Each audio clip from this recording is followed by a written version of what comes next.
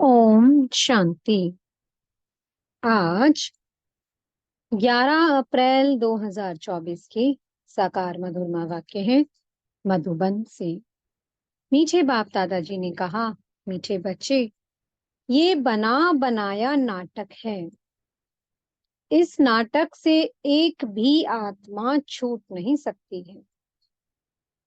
मोक्ष किसी को मिल नहीं सकता। प्रश्न है, ऊंचे ते ऊंचा पतित पावन बाप भोलानाथ कैसे हैं? उत्तर है, तुम बच्चे उन्हें चावल मुट्ठी दे महल ले लेते हो, इसलिए ही बाप को भोलानाथ कहा जाता है। तुम कहते हो शिव बाबा हमारा बेटा है।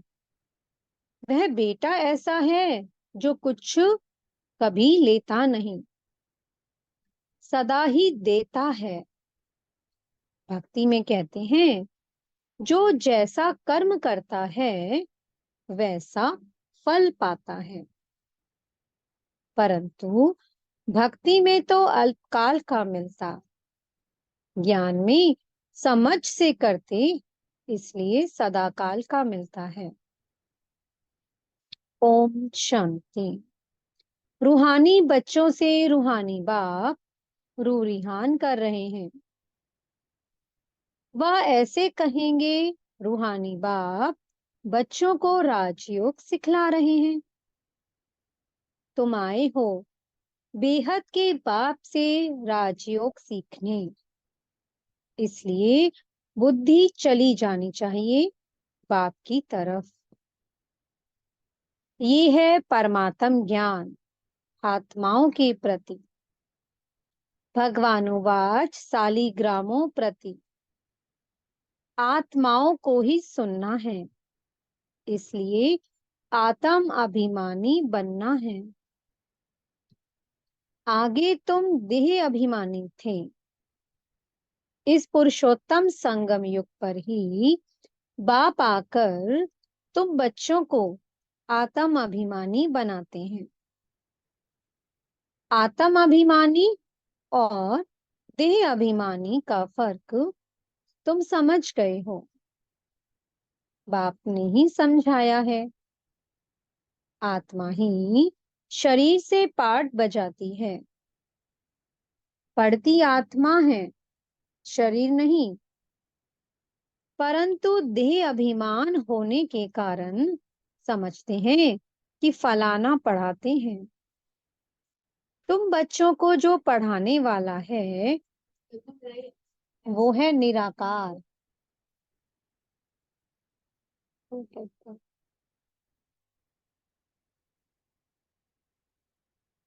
उनका नाम है शिव। शिव बाबा को अपना शरीर नहीं होता और सब कहेंगे मेरा शरीर। ये किसने कहा? आत्मा ने कहा, ये मेरा शरीर है। बाकी वह सब हैं जिस्मानी पढ़ाइयाँ। अनेक प्रकार की उसमें सब्जेक्ट होती है। बीए आदि कितने नाम हैं, इसमें एक ही नाम है। पढ़ाई भी एक ही पढ़ाते हैं, एक ही बाप आकर पढ़ाते हैं। तो बाप को ही याद करना पड़े। हमको बेहद का बाप पढ़ाते हैं।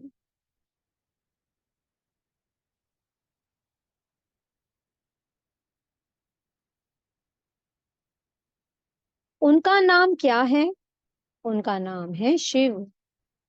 ऐसे नहीं कि नाम रूप से न्यारा है।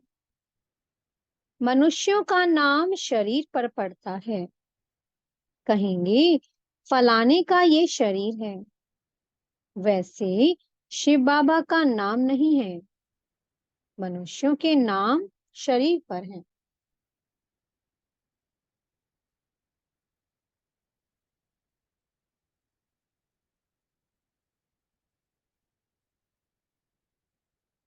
एक ही निराकार बाप है जिसका नाम है शिव। जब पढ़ाने आते हैं तो नाम भी शिव ही है। ये शरीर तो उनका नहीं है। भगवान एक ही होता है, 10-12 नहीं। वो है ही एक। फिर मनुष्य उनको 24 अवतार कहते हैं।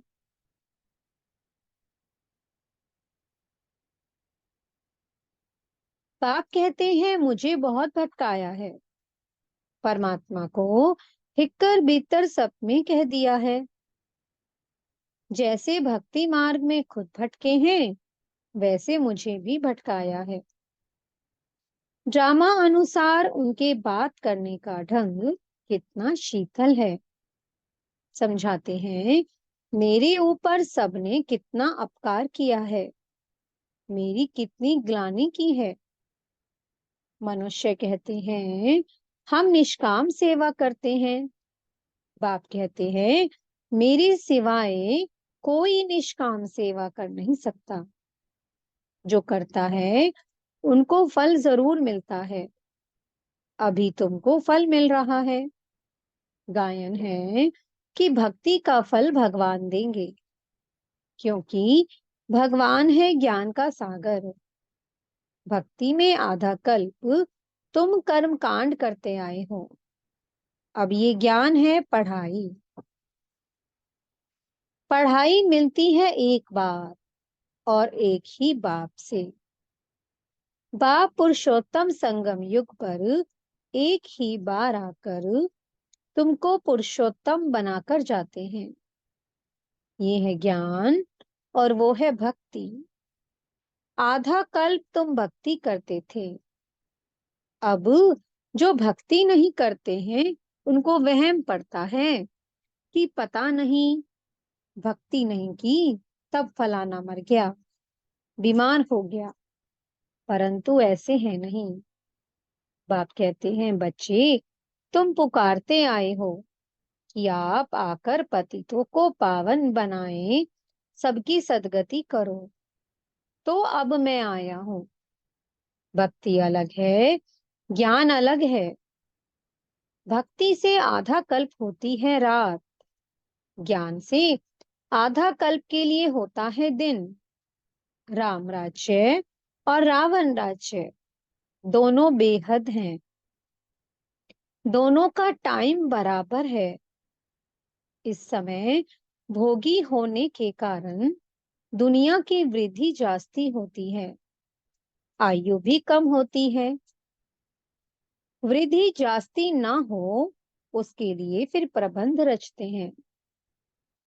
तुम बच्चे जानते हो, इतनी बड़ी दुनिया को कम करना तो बाप का ही काम है।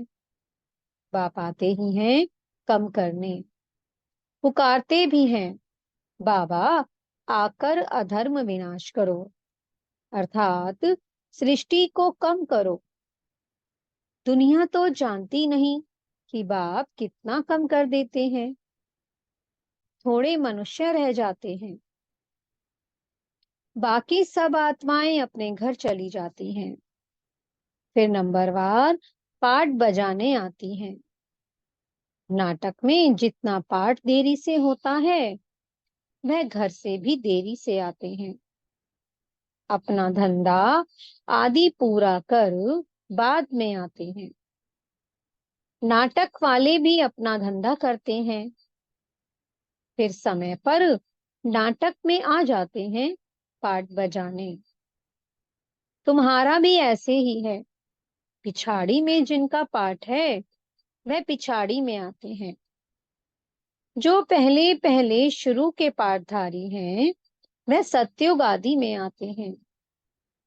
पिछाड़ी वाले देखो तो अभी आते ही रहते हैं। टाल टालियां पिछाड़ी तक आती रहती हैं। इस समय तुम बच्चों को ज्ञान की बातें समझाई जाती हैं और सवेरे याद में बैठते हो। वो है ड्रिल। आत्मा को अपने बाप को याद करना है। योग अक्षर छोड़ दो, इसमें मूंझते हैं। कहते हैं हमारा योग नहीं लगता है। बाप कहते हैं, अरे बाप को तुम याद नहीं कर सकते हो, क्या ये अच्छी बात है? याद नहीं करेंगे तो पावन कैसे बनेंगे? बाप है ही पतित पावन। बाप आकर ड्रामा के आदि मध्य अंत का राज समझाते हैं। ये वैरायटी धर्म और वैरायटी मनुष्यों का वृक्ष है। सारी सृष्टि के जो भी मनुष्य मात्र हैं, सब पाठधारी हैं। कितने ढेर मनुष्य हैं, हिसाब निकालते हैं। एक वर्ष में इतने करोड़ पैदा हो जाएंगे। फिर इतनी जगह ही कहाँ है। तब बाप कहते हैं, मैं आता हूँ लिमिटेड नंबर करने। जब सभी आत्माएं ऊपर से आ जाती हैं, हमारा घर खाली हो जाता है। बाकी भी जो बचत है वह भी आ जाती है। झाड़ कभी सूखता नहीं है, चलता आता है। पिछाड़ी में जब वहां कोई रहता नहीं, फिर सभी जाएंगे।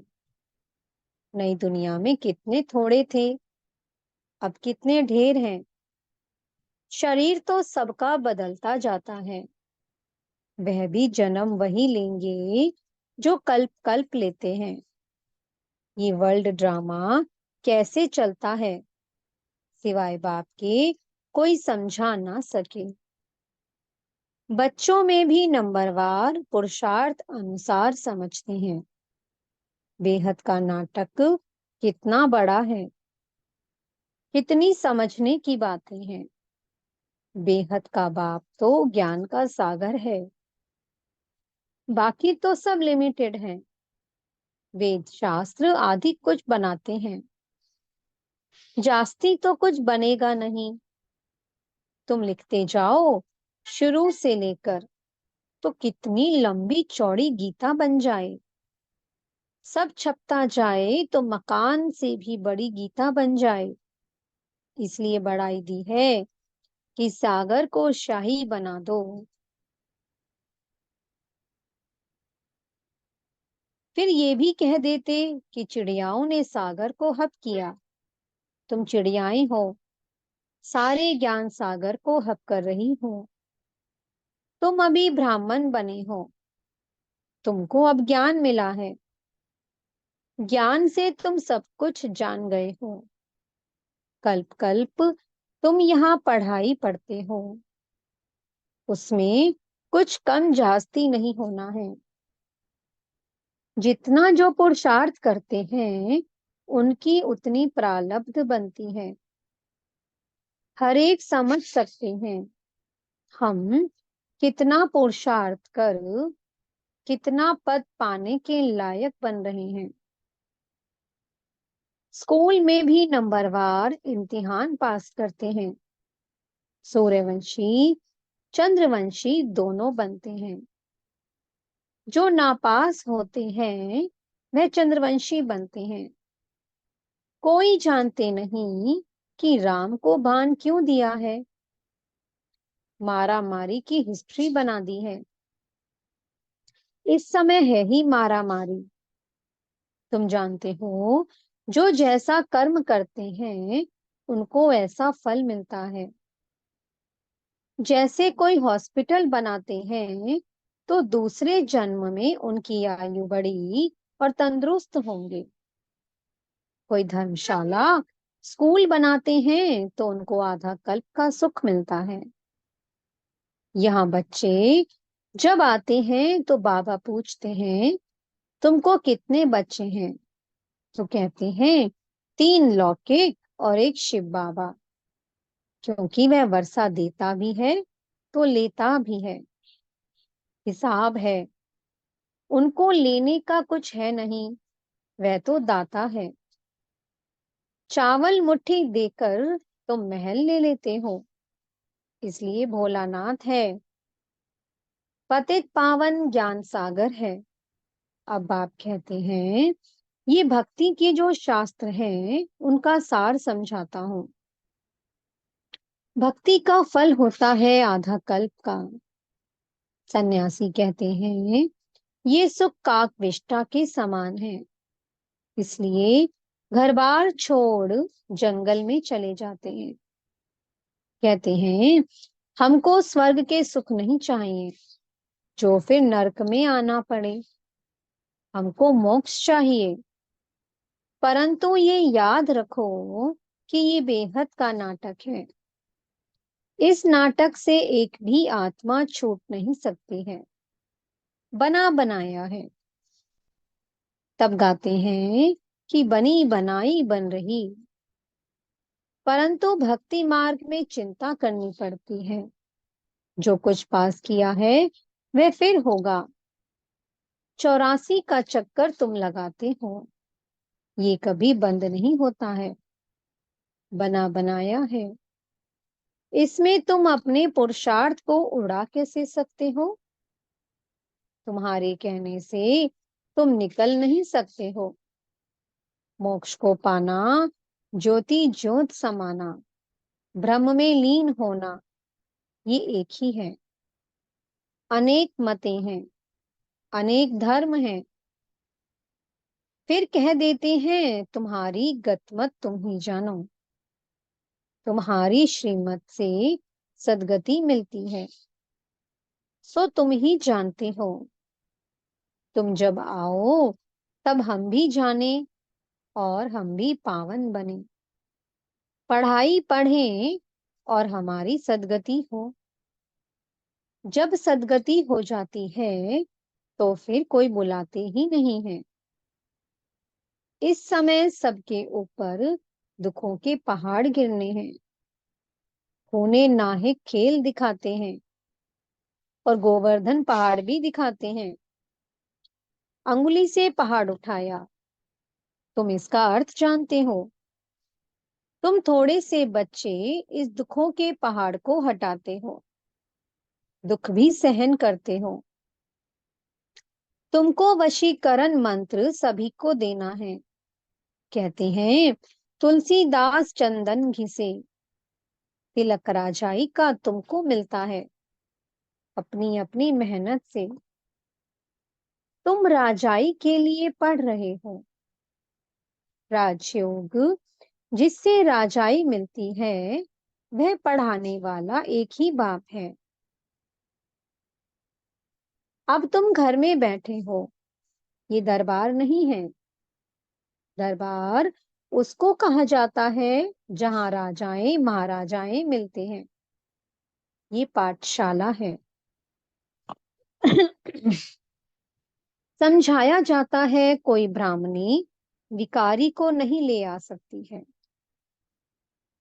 पतित वायुमंडल को खराब करेंगे, इसलिए अलाउ नहीं करते हैं। जब पवित्र बने तब अलाउ किया जाए। अभी कोई कोई को अलाउ करना पड़ता है। अगर यहां से जाकर पतित बने तो धारणा नहीं होगी। ये हुआ अपने आप को श्रापित करना। विकार है ही रावण की मत। राम की मत छोड़ रावण की मत से विकारी बन पत्थर बन पड़ते हैं। ऐसी गरुड़ पुराण में बहुत रोचक बातें लिखती हैं। बाप कहते हैं मनुष्य मनुष्य ही बनता है, जानवर आदि नहीं बनता। पढ़ाई में कोई अंधश्रद्धा की बात नहीं होती है। तुम्हारी ये पढ़ाई है। स्टूडेंट पढ़कर पास होकर कमाते हैं। अच्छा, मीठे मीठे से कीलत है बच्चों प्रति माता पिता बाप दादा का याद प्यार और गुड मॉर्निंग। रूहानी बाप की रूहानी बच्चों को नमस्ते। हम रूहानी बच्चों की मीठे रूहानी बाप दादा को बहुत बहुत याद प्यार गुड मॉर्निंग और नमस्ते। धारणा के लिए मुख्य सार है। पहला पॉइंट, वशीकरण मंत्र सबको देना है। पढ़ाई की मेहनत से राजाई का तिलक लेना है। इन दुखों के पहाड़ को हटाने में अपनी उंगली देनी है। दूसरा पॉइंट है संगम युग पर पुरुषोत्तम बनने का पुरुषार्थ करना है। बाप को याद करने की ड्रिल करनी है। बाकी योग योग कह मूंझना नहीं है। मीठे सतगुरु जी वरदान दे रहे हैं। सेवा में विघ्नों को उन्नति की सीढ़ी समझ आगे बढ़ने वाले निर्विघ्न सच्चे सेवाधारी भव। सेवा ब्राह्मण जीवन को सदा निर्विघ्न बनाने का साधन भी है, और फिर सेवा में ही विघ्नों का पेपर भी ज्यादा आता है। निर्विघ्न सेवाधारी को सच्चा सेवाधारी कहा जाता है। विघ्न आना ये भी ड्रामा में नोंद है, आने ही हैं और आते ही रहेंगे, क्योंकि ये विघ्न व पेपर अनुभवी बनाते हैं। इसको विघ्न ना समझ अनुभव की उन्नति हो रही है। इस भाव से देखो तो उन्नति की सीढ़ी अनुभव होगी और आगे बढ़ते रहेंगे। स्लोगन है, विघ्न रूप नहीं, विघ्न विनाशक बनो। ओम शांति। बहुत बहुत शुक्रिया प्यारे प्यारे हमारे मीठे मीठे बाप दादा का, बेहद की सर्वात्माओं का, प्रकृति माँ का और पांचों तत्वों का बहुत बहुत शुक्रिया। ओम शांति, ओम शांति, ओम शांति।